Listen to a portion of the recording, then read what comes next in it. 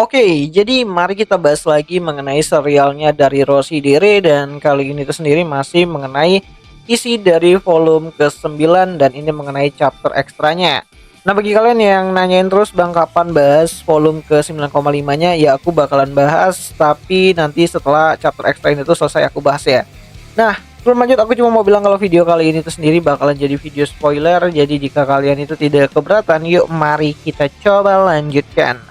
Melanjutkan kisah masa lalunya dari Gensaisu, di mana setelah orang tuanya meninggal dunia dan akhirnya jasad dari kedua orang tuanya itu dibawa kembali ke Jepang, Gensaisu dan juga adiknya itu mengadakan satu upacara pemakaman di mana pada saat itu adiknya itu nangis-nangis gitu kan, walaupun adiknya itu suka memberontak, tapi adiknya itu nangis-nangis karena memang ya itu adalah hal yang normal gitu kan.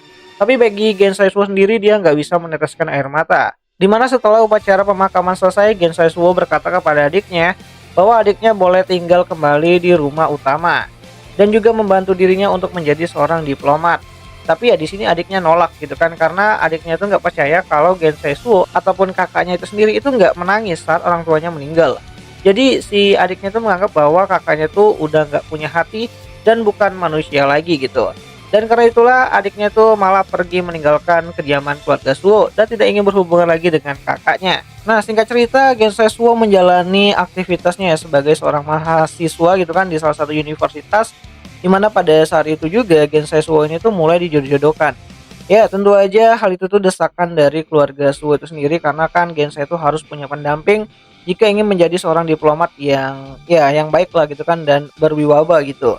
Dimana dia juga butuh seorang istri yang memiliki intelektual yang tinggi. Namun ya, walaupun ada gadis yang cukup terkenal di universitinya, si Gensai itu nolak. Bahkan perjodohan dengan salah satu putri dari keluarga Kujo aja, ataupun mungkin neneknya si Alia gitu kan, itu juga ditolak sama si Gensai. Ya bagi Gensai, dia nggak butuh yang namanya itu pasangan untuk saat ini karena dia bisa melakukannya itu sendiri.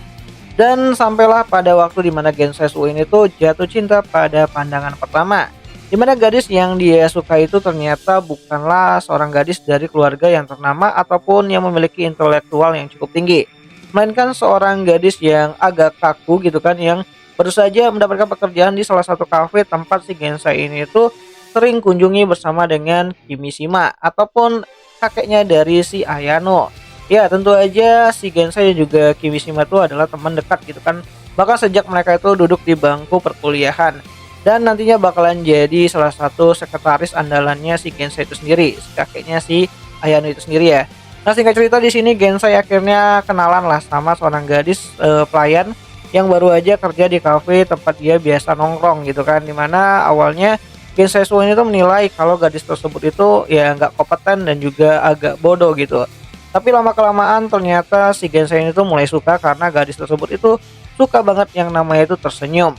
Ya, setiap kali Gensai melihat senyumannya, Gensai merasa bahwa dia mulai tertarik dengan gadis tersebut. Sampai pada akhirnya Gensai minta tolong sama kakeknya si Ayano, yaitu Kimishima.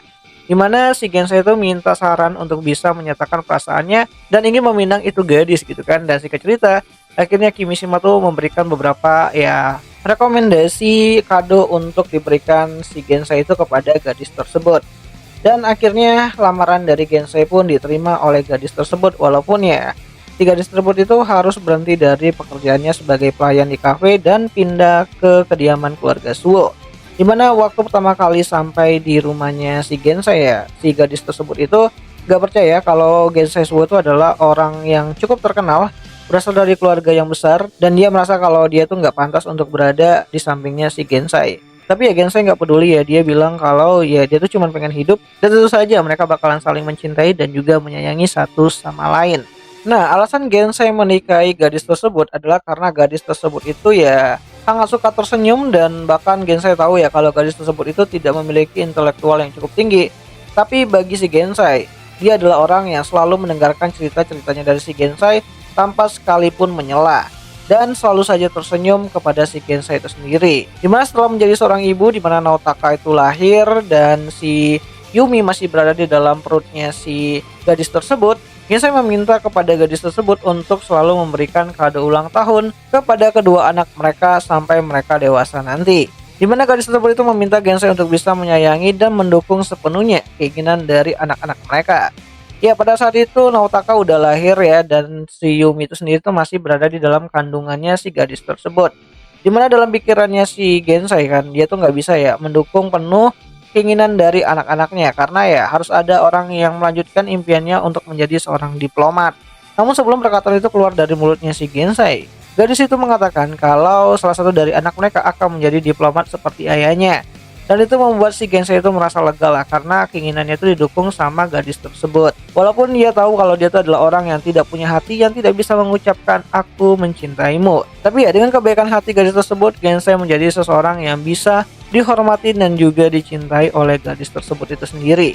Nah, seperti yang udah kalian ketahui kalau ibunya Yumi ini itu ya meninggal dunia karena kecelakaan. Dimana pada saat dirawat di rumah sakit gitu kan, ternyata Gensai ini tuh punya tugas dari negara Jepang nih untuk bisa bertemu dengan orang-orang penting, dan itu merupakan tugas yang nggak boleh ditinggalkan begitu aja sama si Gensai Suo. Ya, di sini si Gensai itu dikabarkan oleh salah satu anaknya kalau ibunya tuh sedang dalam ya perawatan karena habis mengalami kecelakaan.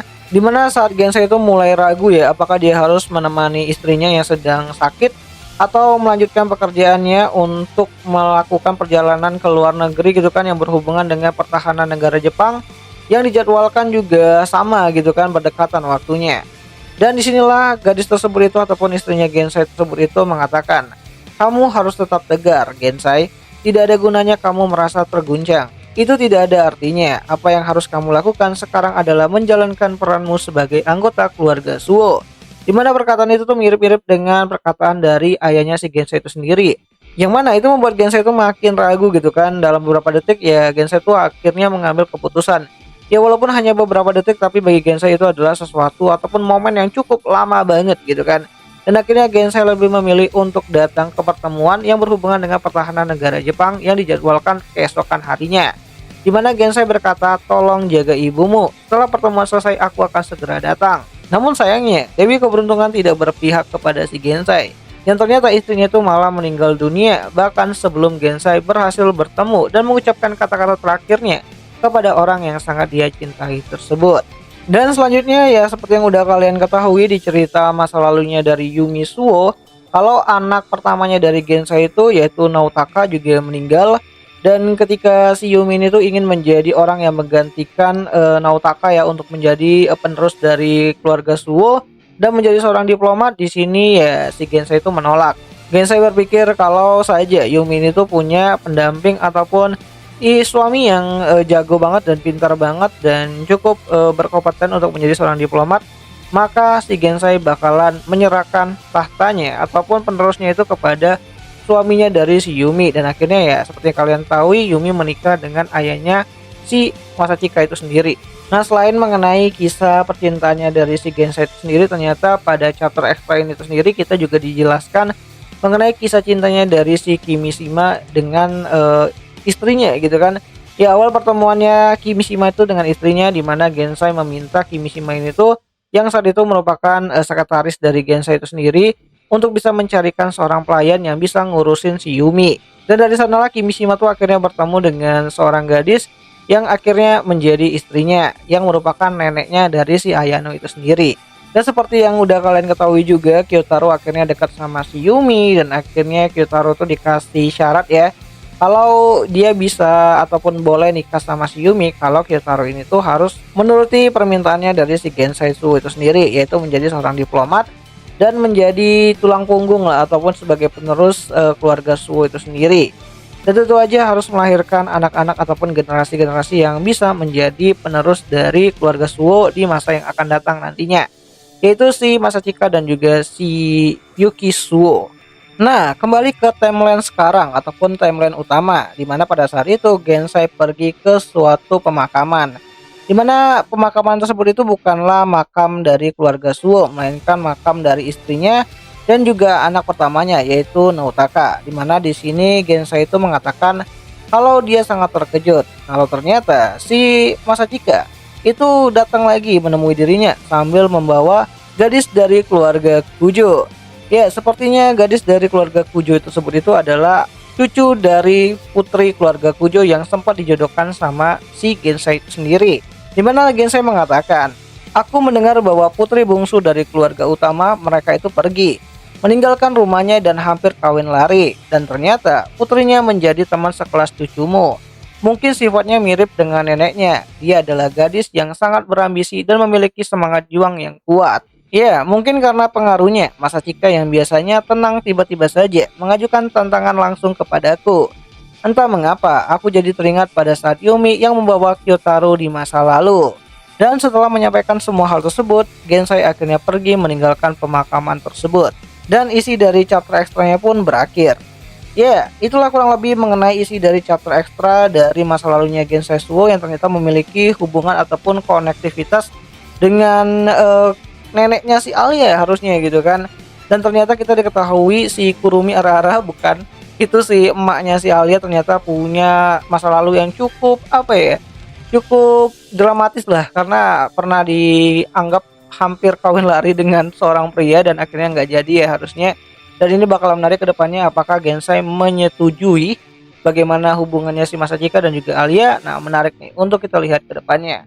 Nah, setelah ini aku bakalan coba bahas ya mengenai volume terbarunya, yaitu volume ke 9,5 yang beneran full service banget tuh di dalamnya. Tapi ya nanti aku bakalan coba dan semoga aja bisa kalian dengar nantinya.